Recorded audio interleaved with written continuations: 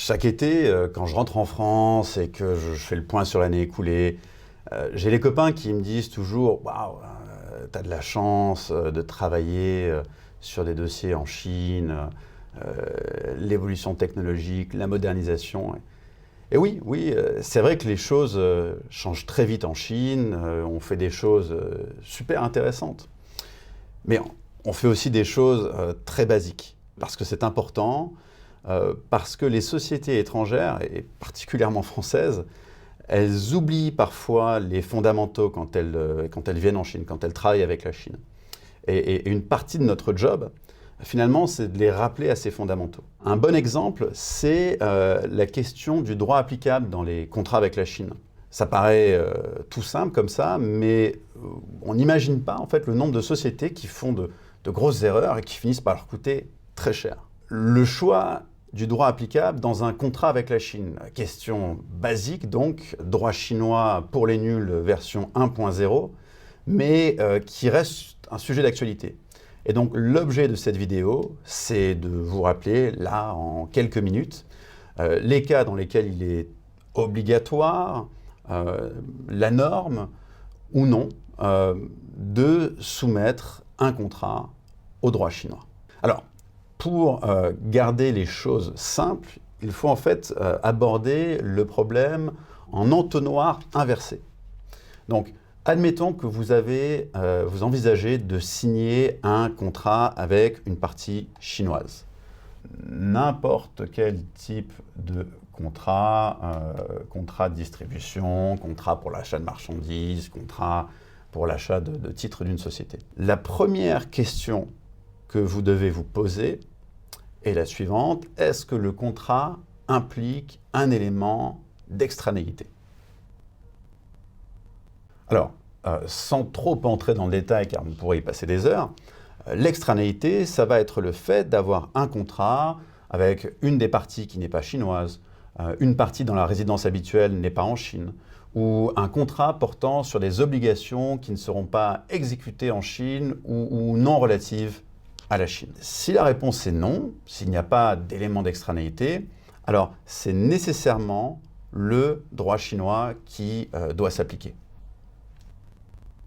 Au contraire, si la réponse est oui, alors le principe est qu'il est normalement possible de soumettre le contrat à un droit étranger. Mais attention, attention, il faut d'abord faire un test pour voir si le contrat tombe dans une hypothèse où le droit chinois reste obligatoire, où est la norme, même en présence d'un élément d'extranéité.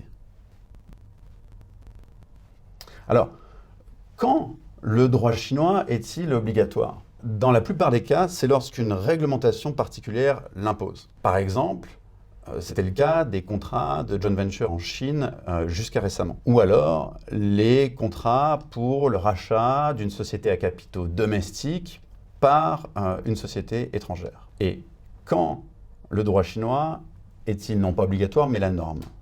Alors, c'est le cas de certains contrats pour lesquels le droit chinois a longtemps été obligatoire, il ne l'est plus, mais il reste encore la norme. Par exemple, les contrats de joint venture en Chine, le droit chinois n'est en théorie plus obligatoire, mais on imagine mal aujourd'hui qu'un autre droit puisse s'appliquer.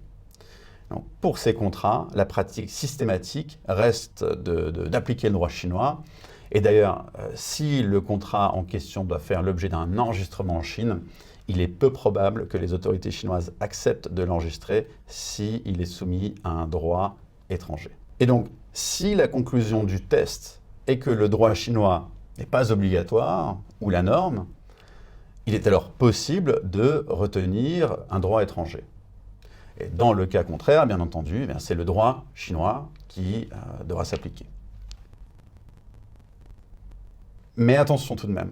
Là, si vous êtes arrivé à suivre jusqu'ici, c'est maintenant que ça devient important. Ce n'est pas parce que le droit chinois n'est pas obligatoire qu'il faut se précipiter et choisir un droit étranger, choisir le droit d'une autre juridiction. Non. En fait, c'est même souvent une erreur.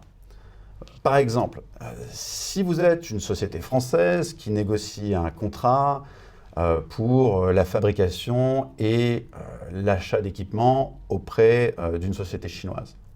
Alors, souvent, votre premier réflexe, eh bien, ça va être de retenir le droit français avec, par exemple, compétence du tribunal de commerce de Paris en cas de litige, finalement, tout simplement parce que vous êtes confortable avec ce schéma.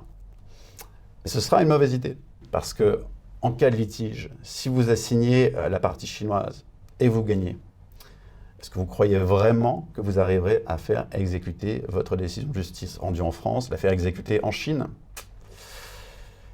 Et oui, car bien sûr, une fois que l'on a réglé la question du droit applicable, eh bien, on doit se pencher sur son pendant, sur la clause de résolution des litiges. Arbitrage ou tribunaux, en Chine continentale, à Hong Kong, en France ou ailleurs, eh bien, c'est ce que nous développerons dans une future vidéo.